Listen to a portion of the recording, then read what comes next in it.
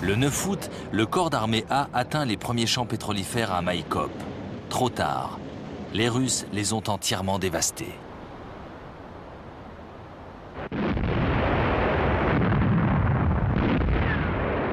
Sans renfort, les troupes allemandes ne peuvent poursuivre leur conquête des puits de pétrole situés dans le centre du Caucase et près des côtes de la mer Caspienne.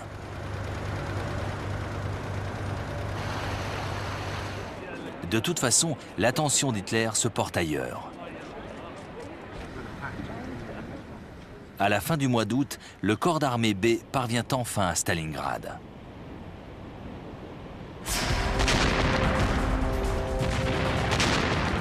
Stalingrad, la ville de Staline, l'ennemi mortel du Führer. Hitler veut l'anéantir. L'une des batailles les plus importantes de la Seconde Guerre mondiale va commencer.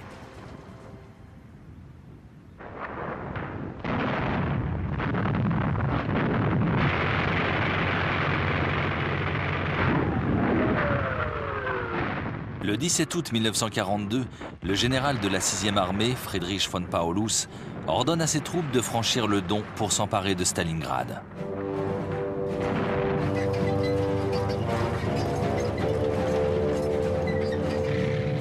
Six jours plus tard, des panzers parviennent sur les bords de la Volga, au nord de la ville. Les combats débutent dans les faubourgs.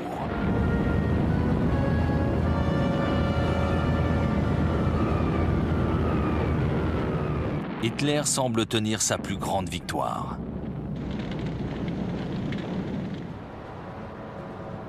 Stalingrad est l'un des centres industriels de l'Union soviétique. La cité, longue de plus de 18 km, s'étend sur la rive ouest du fleuve. Ces usines produisent un quart des tracteurs, camions, pièces d'artillerie et chars d'assaut du pays. Mais les habitants ont eu largement le temps de fortifier la ville pendant que les panzers du corps d'armée B rejoignaient le sud. Ils ont disposé de 2 semaines pour se préparer à l'assaut.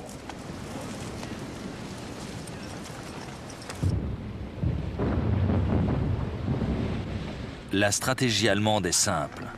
Emporter la ville au cours d'une offensive massive.